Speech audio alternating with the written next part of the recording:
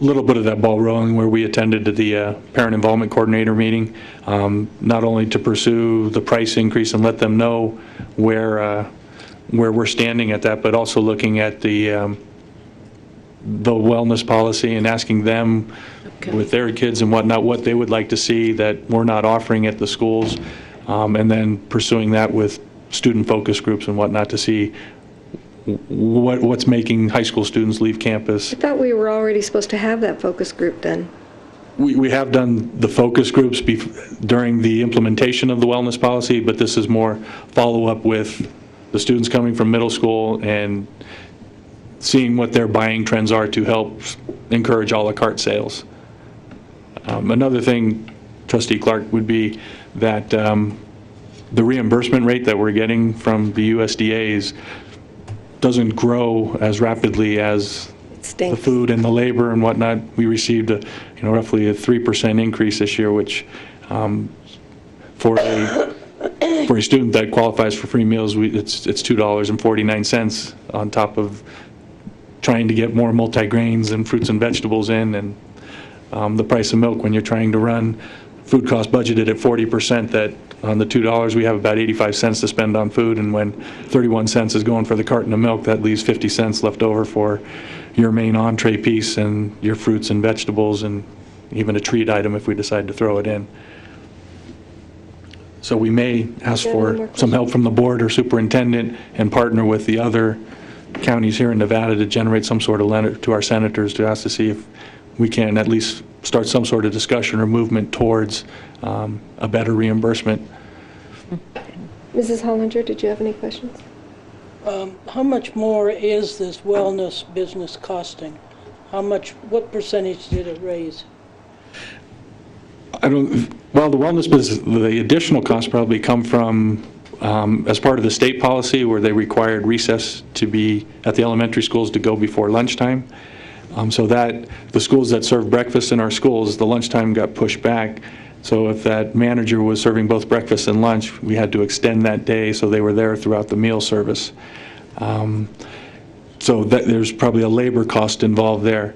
Wellness policy, and when it comes to sales, it's probably the high schools where we may be losing sales because if the high school is open campus, they're required to give the student 20 minutes of seated time to consume their lunch. So some of the high schools that only had maybe 15 or 20-minute lunch times, where we had a great capture rate before the wellness policy, now have had to expand their lunchtime to 30 minutes. And so that has given students more than enough time to go off-site if we're unable to provide the food or sell the food that they really want, which was like a soda or a bag of chips or your fast food establishments. Of course, if you give them 15 minutes, they didn't have time to get food to eat. Exactly. So I don't see a difference in the number of meals. Mrs. Porter. Well, I was going to ask, I thought today was the day we get the report on breakfast in the classroom. Did you not say it was the 8th, Allie? Breakfast in the classroom report? When's that coming? Well, we were supposed to have a report back on breakfast in the classroom, what we were actually serving that met the requirements rather than sugary stuff, and where it was working and how it was working, because we'd gotten some complaints from a couple schools or some teachers about how it was working. And I brought this up last right. There was going to be a report to this board on breakfast in the classroom. It's not today. Is it Obviously on the way? not. Well, it's not next week either. It's not on the agenda. Well, I would suggest when this comes back that be a component of the report.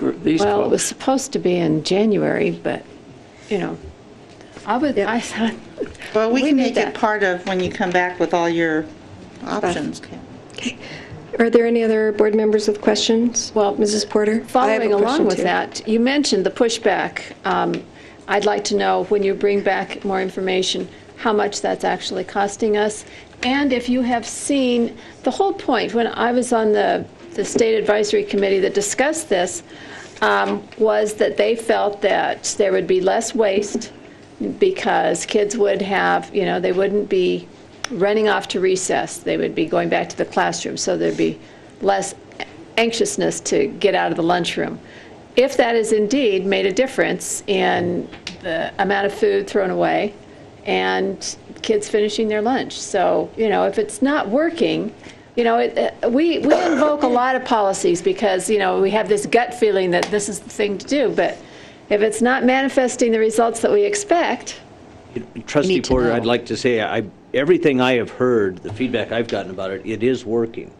That part is working. The part of the man-hours that are added to that to make it happen is affecting the budget as well. But the positive end of it, those things, Those are that is actually, working, yes, you good. bet. Well, then I guess we need to know the cost because the state needs to know Right, that this is an unfunded Absolutely. mandate, and this is how much it's costing our district. absolutely.